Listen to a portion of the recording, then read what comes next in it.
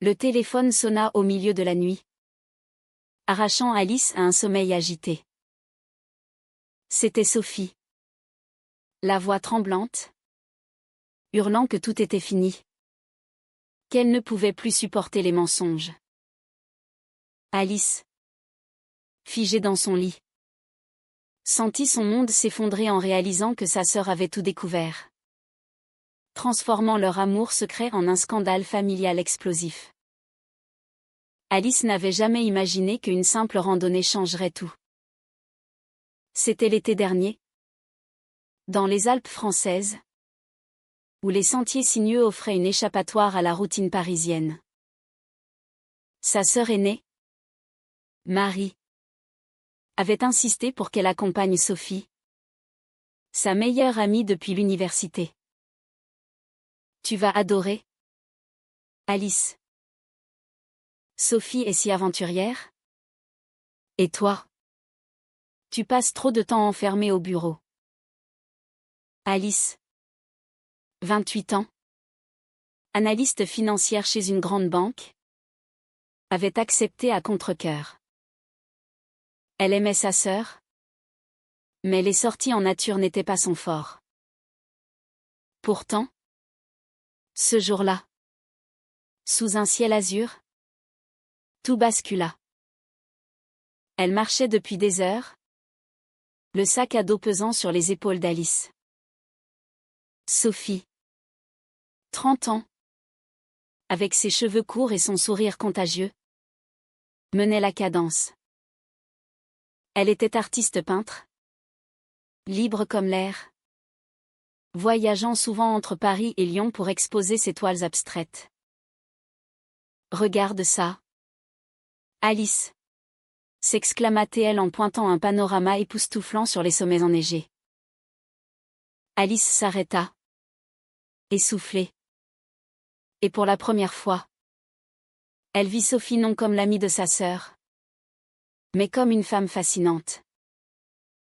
Ses yeux bleus pétillaient d'une vitalité qu'Alice enviait secrètement. Au fil des pas, les conversations devinrent intimes. Sophie parla de son enfance à Marseille, d'une famille ouvrière qui l'avait poussée à poursuivre ses rêves malgré les difficultés financières. Alice, issue d'un milieu bourgeois conservateur de la banlieue parisienne, se confia sur la pression constante de ses parents, exceller au travail, se marier, fonder une famille. Je me sens piégée, avoua Alice, les yeux baissés sur le sentier rocailleux. Sophie posa une main sur son épaule, un geste anodin qui envoya une décharge électrique à travers le corps d'Alice. Tu n'es pas obligée de suivre leur chemin, murmura Sophie. À cet instant, isolée du monde, Alice sentit une attirance inexplicable naître en elle. Le soir venu, elles installèrent leur tente près d'un lac miroir. Autour d'un feu de camp improvisé, Sophie sortit une bouteille de vin rouge de son sac. À l'aventure imprévue, trinqua-t-elle. Les rires fusèrent. Mais bientôt, le silence s'installa, chargé d'une tension palpable. Sophie raconta ses relations passées, évoquant subtilement son attirance pour les femmes. Alice, surprise, sentit son cœur s'emballer. Elle n'avait jamais questionné sa sexualité, ses rares flirts avec des hommes avaient été fades, dictés par les attentes sociales. Et toi, Alice, qu'est-ce qui te fait vibrer vraiment? Demanda Sophie, ses yeux plongeant dans les siens. Alice hésita. Mais les mots jaillirent, je ne sais pas. J'ai toujours fait ce qu'on attendait de moi. Sophie s'approcha. Et dans un moment d'audace, effleura sa joue. Le baiser qui suivit fut doux, hésitant. Mais il alluma un feu intérieur qu'Alice ignorait posséder. Elles s'écartèrent, choquées par l'intensité de l'instant. Qu'est-ce qu'on fait maintenant, murmura Alice.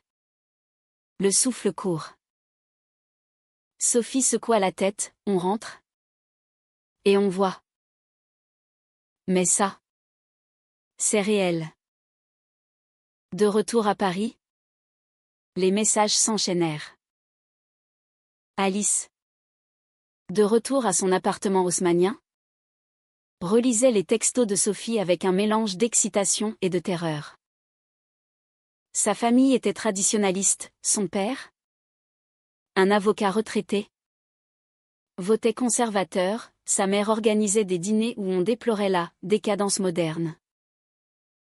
Marie, sa sœur, mariée avec 2 enfants, représentait l'idéal familial.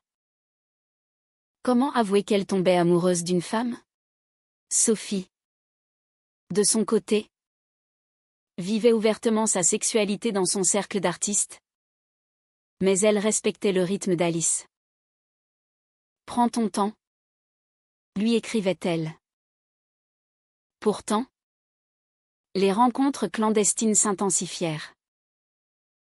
Un café discret dans le Marais, une promenade nocturne le long de la Seine.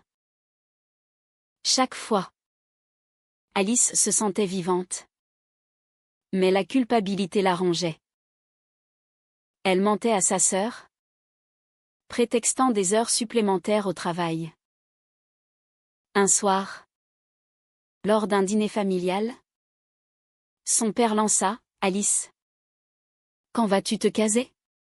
Il y a ce collègue de Marie qui serait parfait pour toi. » Elle sourit faiblement. Mais intérieurement, elle bouillonnait. Sophie l'attendait dehors. Et ce soir-là, elles décidèrent de passer la nuit ensemble dans l'atelier de Sophie à Montmartre. Le lendemain matin, Alice se réveilla aux côtés de Sophie. Un sentiment de plénitude l'envahissant. Mais un appel de Marie brisa l'idylle. « Où étais-tu hier ? » Maman s'inquiète. Alice improvisa un mensonge. Mais elle savait que les fissures apparaissaient. Sophie, sentant son trouble, la serra dans ses bras, on affrontera ça ensemble. Alice hocha la tête. Mais au fond d'elle, le doute s'insinuait. Était-elle prête à tout perdre pour cet amour naissant? Les semaines suivantes furent un tourbillon. Alice annula des rendez-vous familiaux pour voir Sophie, prétextant des voyages d'affaires. Leur relation s'approfondit, Sophie peignit un portrait d'Alice, capturant sa vulnérabilité avec une précision émouvante. « Tu es ma muse » murmura-t-elle. Alice, pour la première fois, envisagea un avenir différent. Mais un incident mineur fit dérailler tout, lors d'une exposition de Sophie. Marie apparut à l'improviste. Elle vit Alice et Sophie main dans la main. Et son regard se durcit. « Qu'est-ce que ça veut dire ?» demanda-t-elle plus tard à Alice. Alice paniqua et nia, « C'est juste amical. » Mais Marie n'était pas dupe. Elle fouilla dans le téléphone d'Alice pendant une visite surprise et découvrit les messages. Le scandale éclata ce soir-là, lors d'un repas de famille. Marie hurla, « Tu couches avec ma meilleure amie?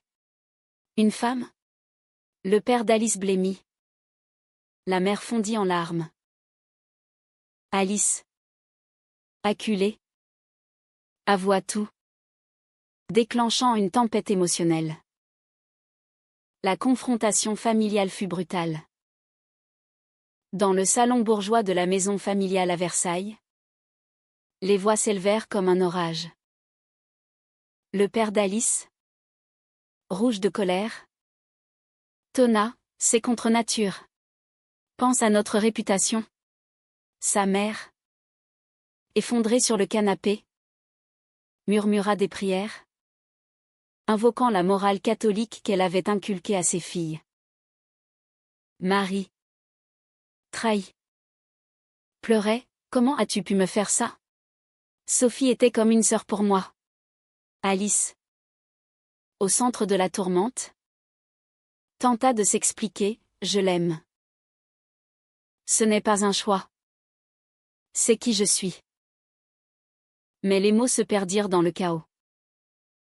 Son père la menaça de la déshériter, arguant que dans leur cercle social, une telle déviance ruinerait tout.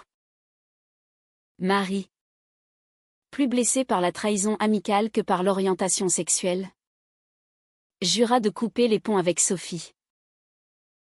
Alice rentra chez elle ce soir-là, brisée, avec un ultimatum, rompre ou perdre sa famille. Sophie l'attendait, anxieuse. Qu'ont-ils dit, demanda-t-elle. Alice, en larmes, raconta tout. Sophie la consola, l'amour vrai vaut tous les sacrifices. On peut reconstruire ailleurs. Pourtant, Alice hésitait. Elle aimait sa famille, malgré leurs vues étroites. Les jours suivants, elle évita Sophie, prétextant du travail. Intérieurement, un conflit rageait, suivre son cœur signifiait trahir ses racines. Mais nier ses sentiments la condamnait à une vie vide. Sophie, sentant le recul, insista, ne les laisse pas te dicter ta vie. Souviens-toi de notre randonnée, de ce qu'on a ressenti. Alice promit de réfléchir. Mais la pression montait. Au bureau, les rumeurs commencèrent.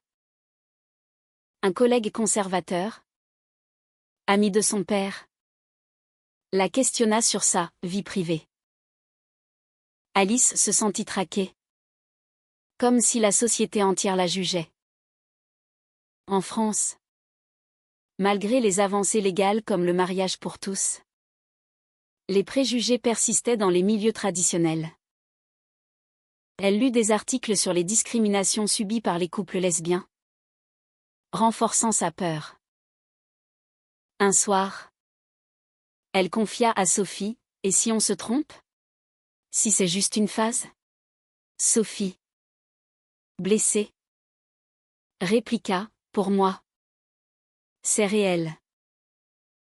Mais si tu doutes, peut-être qu'on devrait t'arrêter. » Cette dispute marqua un tournant. Alice, tourmentée, consulta un thérapeute en secret. La séance révéla des années de répression, elle avait toujours admiré les femmes fortes comme Sophie. Mais la peur l'avait aveuglée. Le thérapeute l'encouragea, l'authenticité a un prix. Mais le mensonge en coûte plus. Revigorée, Alice décida de confronter sa famille une nouvelle fois. Elle invita Marie à un café neutre à Paris. La rencontre fut tendue. Marie, encore amère, accusa, « Tu as détruit mon amitié avec Sophie. » Alice s'excusa pour les mensonges, mais défendit son amour, « Je n'ai pas choisi ça pour te blesser. C'est ma vérité. » Marie, après un long silence, adoucie, « Je t'aime, petite sœur.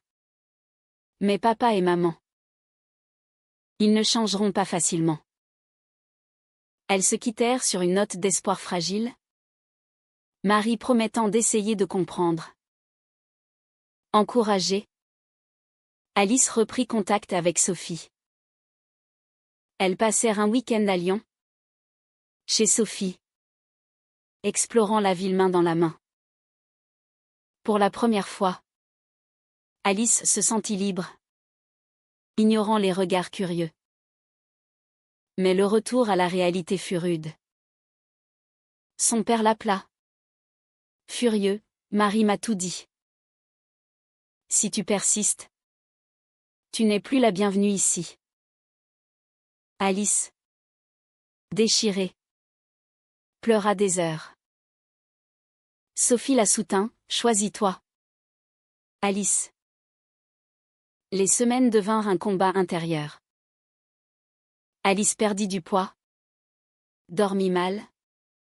Hantée par des cauchemars de rejet. Elle envisagea de rompre pour apaiser sa famille. Mais chaque fois qu'elle voyait Sophie, l'amour l'emportait. Un jour, lors d'une manifestation pour les droits LGBTQ+ à Paris, elles marchèrent ensemble. Alice, masquée, sentit une vague de solidarité. Peut-être que le monde change, pensa-t-elle. Pourtant, la trahison vint d'où elle s'y attendait le moins. Marie, sous pression parentale, contacta Sophie en secret pour la supplier d'arrêter. « Laisse ma sœur tranquille. Tu l'as détruit. » Sophie, outrée, refusa, mais raconta tout à Alice. Celle-ci, furieuse contre Marie, coupa les ponts temporairement. Le fossé familial s'élargit. Et Alice paya le prix, isolation, tristesse profonde. Sophie, de son côté, subit aussi les conséquences. Ces expositions attirèrent moins de monde. Des rumeurs circulant dans le milieu artistique conservateur. Une galeriste annula un contrat, prétextant des incompatibilités. Sophie, résiliente, encouragea Alice, on est plus forte ensemble. Mais intérieurement, elle doutait, valait-il la peine de tout risquer pour quelqu'un qui hésitait encore? Le point de non-retour arriva lors d'une fête familiale pour l'anniversaire de la mère d'Alice. Malgré l'ultimatum, Alice y alla seule, espérant une réconciliation. L'atmosphère était glaciale. Son père l'ignora. Sa mère pleura discrètement. Marie, mal à l'aise, murmura, « Sophie n'est pas la bienvenue. Tu le sais. » Alice, blessée, quitta la soirée tôt, se réfugiant chez Sophie. Il me force à choisir, sanglota-t-elle. Sophie, lasse des allers-retours, posa un ultimatum, moi ou eux. Je ne peux plus attendre. Alice, paniquée, promit de trancher.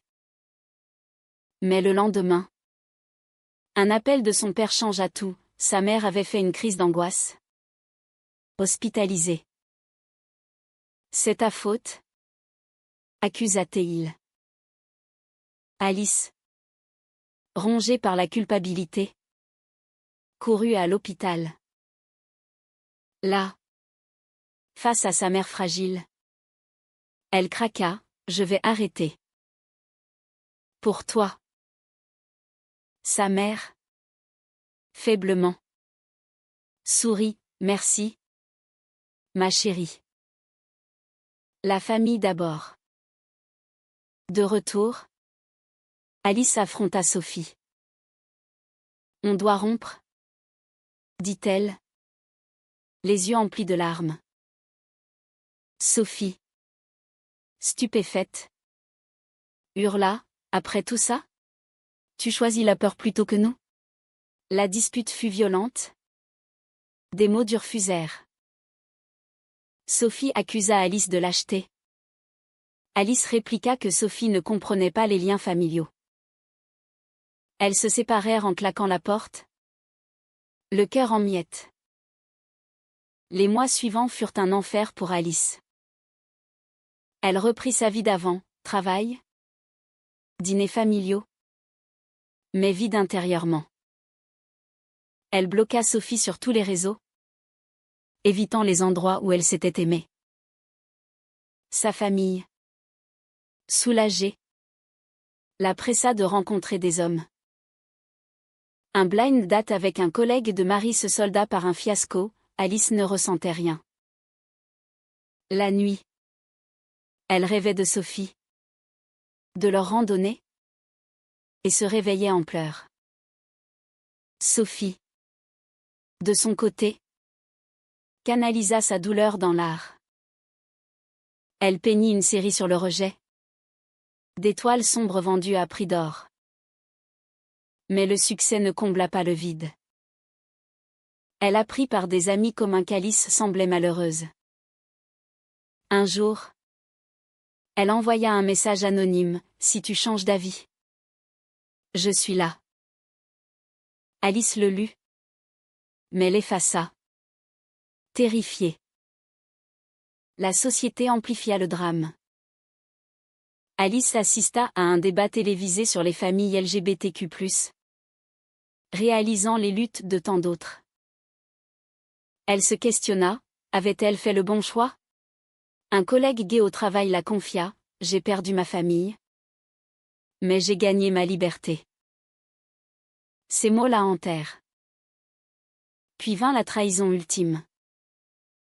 Marie, rongée par la culpabilité, avoua à Alice qu'elle avait manipulé l'hospitalisation de leur mère pour la forcer à rompre. C'était une petite crise. Pas grave. Papa voulait te ramener à la raison. Alice, furieuse, confronta ses parents. Vous m'avez menti pour me contrôler, hurla-t-elle. Le père admit, pour ton bien. Cette vie n'est pas pour toi. Ce révélation brisa Alice. Elle réalisa que sa famille priorisait les apparences sur son bonheur. Elle quitta la maison en larmes, jurant de ne plus revenir. Seule dans son appartement, elle appela Sophie. Mais le numéro était changé. Désespérée, elle se rendit à l'atelier de Montmartre. Sophie ouvrit la porte. Surprise.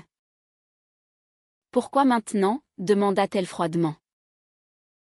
Alice, en sanglots, expliqua tout, la manipulation, le regret. J'ai été idiote. Je t'aime plus que tout. Sophie hésita, blessée par les mois de silence. Tu m'as abandonnée. Comment te faire confiance? Elles parlèrent des heures, revivant les douleurs, les choix erronés. La réconciliation fut fragile. Sophie accepta de donner une seconde chance, mais avec des conditions, plus de mensonges, confrontation ouverte avec la famille. Alice, déterminée, accepta. Elles reprirent doucement. Des dîners discrets, des promenades. Mais la société ne facilita pas les choses. À une exposition, un critique conservateur murmura des insultes homophobes. Sophie, habituée, ignora. Mais Alice bouillonna. La confrontation familiale eut lieu un mois plus tard. Alice invita ses parents et Marie à un restaurant neutre. Je suis avec Sophie. Et c'est définitif, déclara-t-elle. Le père explosa, tu nous humilies. La mère pleura. Marie tenta de médier. Alice tint bon, si vous m'aimez, acceptez-moi. Sinon, adieu. Ils partirent furieux, laissant Alice tremblante mais libérée. Les conséquences furent immédiates. Son père coupa les aides financières. Marie distança. Alice démissionna de son job stressant pour rejoindre une ONG pro-LGBTQ+, trouvant un sens nouveau. Sophie, fière, la soutint, tu es forte. Mais les dommages persistaient, nuit blanche. Thérapie pour guérir les blessures. Un jour. Un appel inattendu, Marie, enceinte de son 3e enfant, voulait se réconcilier. J'ai réfléchi. Je ne veux pas perdre ma sœur. Elles se rencontrèrent, pleurèrent, s'excusèrent. Marie promit d'essayer d'influencer les parents. Petit à petit, des ponts se reconstruisirent. Mais pas sans prix, Alice perdit des amis conservateurs, subit des regards hostiles. Sophie, elle, paya aussi, une exposition annulée à cause de rumeurs. Elle douta, est-ce que ça en vaut la peine? Alice la rassura, oui. Pour nous. Leur amour, forgé dans le feu, devint plus fort, mais marqué par les cicatrices. Pourtant, une nouvelle tempête surgit. Le père d'Alice, malade, la contacta, viens me voir. Sans elle. Alice refusa, Sophie fait partie de moi. Il raccrocha, aggravant la rupture. Alice, dévastée, questionna ses choix. Avait-elle sacrifié trop? Les mois passèrent, et Alice s'épanouit dans sa nouvelle vie. Avec Sophie, elles emménagèrent ensemble dans un appartement lumineux à Belleville, entouré d'un cercle d'amis inclusifs. Alice organisa des ateliers sur l'acceptation de soi, aidant d'autres femmes en lutte. Sophie exposa une série inspirée de leur histoire, acclamée pour sa profondeur émotionnelle. La famille resta fracturée, mais des signes d'espoir apparurent. La mère envoya un message timide, « Je pense à toi ». Marie invita Alice et Sophie à un dîner. Un premier pas vers la réconciliation. Le père, Stuborn, resta distant. Mais Alice apprit à vivre sans son approbation. Un soir, lors d'une randonnée anniversaire dans les Alpes, elles revinrent sur leur sentier originel. « Regarde comme on a changé », murmura Sophie, enlacée à Alice. Elles parlèrent des sacrifices, familles brisées, carrières altérées, mais aussi de la liberté gagnée. Alice réalisa que chaque décision avait un coût, mais que l'authenticité en valait la chandelle. Pourtant, le doute persistait dans les moments sombres. Sophie confia, parfois. Je me demande si on aurait dû tout arrêter au début. Alice secoua la tête, non. Car sans toi, je ne serais pas moi. La vie continua. Avec ses hauts et bas. Alice écrivit un blog anonyme sur son parcours, inspirant des milliers. Sophie vendit ses toiles à l'international, prouvant que l'art triomphe des préjugés. À la fin, Alice se posa une question qui la hantait. L'amour vrai justifie-t-il de détruire les liens familiaux les plus chers?